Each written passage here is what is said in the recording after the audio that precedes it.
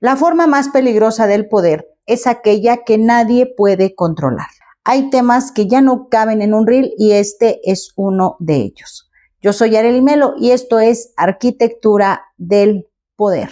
La democracia ha dedicado siglos a resolver una pregunta: ¿quién debe gobernar? Creamos elecciones, creamos instituciones, creamos congresos, tribunales, órganos de control, auditorías, leyes, fiscalización, todo para responder esa pregunta. Pero hoy quiero hablar de otra que es mucho más incómoda.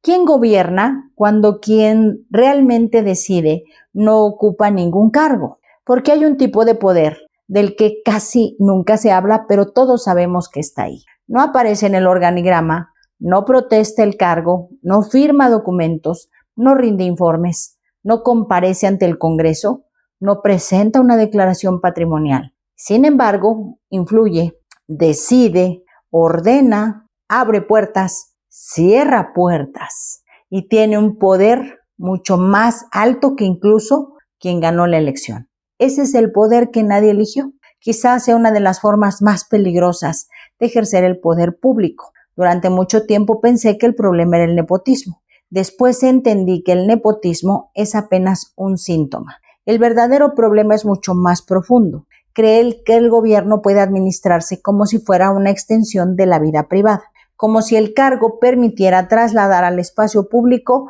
las mismas reglas que funcionan en una familia. Ahí comienza una confusión que ha acompañado a la historia durante siglos. Hubo un tiempo en que los reyes no distinguían entre el reino y su patrimonio. El tesoro era suyo, los cargos eran suyos, las decisiones eran suyas, los familiares ocupaban posiciones de poder porque el Estado era entendido como una propiedad. No existía una frontera clara entre lo público y lo privado. La gran conquista del Estado moderno fue precisamente romper con esa lógica, sustituir el parentesco por el mérito, la voluntad personal por procedimientos, la cercanía por instituciones y recordar que el gobierno no pertenece a quien gana una elección, le pertenece a la ciudadanía. Pero las instituciones pueden conservar edificios, sellos, reglamentos y aún así regresar silenciosamente a aquella vieja forma de ejercer el poder. No hace falta cambiar la Constitución, basta con que las decisiones empiecen a tomarse en otro lugar. Quiero que pienses en esto. Hay personas que nunca aparecen en la nómina, sin embargo participan en nombramientos, no tienen facultades legales, pero transmiten instrucciones. No forman parte de un gabinete, pero asisten a reuniones. No firman contratos, pero sí recomiendan proveedores. No ocupan un cargo, pero todos saben que hay que pedirles una autorización o que hay que estar bien con ellos. Ese fenómeno tiene un nombre, es el poder informal. Y el problema no es únicamente que exista, el problema es que existe sin responsabilidad. Un servidor público se le pueden pedir cuentas, podemos revisar sus decisiones, podemos fiscalizar el uso de los recursos, podemos iniciar procedimientos de responsabilidad. Pero ¿cómo se controla a quién influye sin cargo, sin nombramiento? ¿Cómo se investiga a quién decide sin firmar? ¿Cómo se responsabiliza a quien participa en el gobierno sin formar parte legalmente de él? Ahí aparece una de las fracturas más profundas de cualquier democracia. Alguien puede ejercer poder sin asumir las consecuencias del mismo. Quiero decir algo que puede resultar muy incómodo. La familia no es el problema. La familia nunca ha sido el problema. Quien gobierna tiene derecho a amar, a confiar, a compartir su vida con quien quiera. Eso no está en discusión. Lo que está en discusión es otra cosa.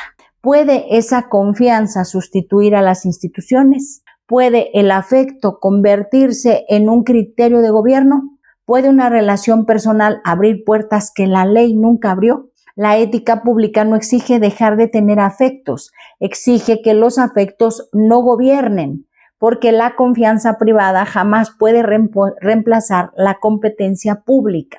En una familia, la lealtad es una virtud. En el Estado, cuando esa lealtad impide supervisar, corregir o denunciar, deja de ser virtud y se convierte en complicidad.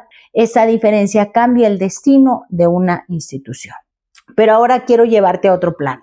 Las empresas familiares también enfrentaron este problema, pero entendieron algo fundamental. No basta con confiar, hay que construir reglas, por eso existen consejos de administración, consejeros independientes, políticas para conflicto de intereses, controles y revelación de operaciones relacionadas con el tema de las familias, no porque estas sean malas, sino porque incluso el afecto necesita límites cuando se administran recursos que afectan a otros.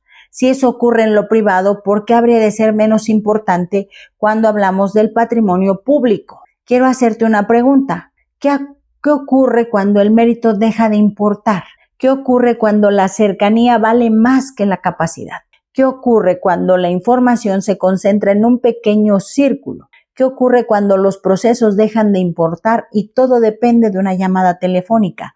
Esa institución empieza a transformarse y no es de un día para otro, lo hace lentamente. Primero pierde el mérito, después pierde los controles y luego pierde la confianza. Finalmente pierde la legitimidad, porque la ciudadanía deja de sentir que el gobierno trabaja para todos, empieza a percibir que trabaja para quienes tienen acceso al círculo más cercano de poder. Moisés Naim sostiene que el deterioro del poder comienza cuando se debilitan los controles capaces de limitar a quienes gobiernan.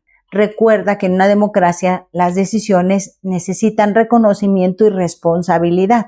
Y creo que esto es muy importante, porque las instituciones no se destruyen solamente por corrupción, también se destruyen cuando dejan de pertenecer a todos y comienzan a pertenecer a unos cuantos. Quizá una de las pruebas más difíciles del liderazgo sea esta, poder mirar a alguien que amas y decirle no. No puedes intervenir, no puedes dar instrucciones, no puedes aprovechar mi cargo, no porque desconfíe de ti, sino porque el poder que hoy ejerzo no me pertenece. Esa frase resume toda la concepción del Estado. Quiero terminar con una reflexión.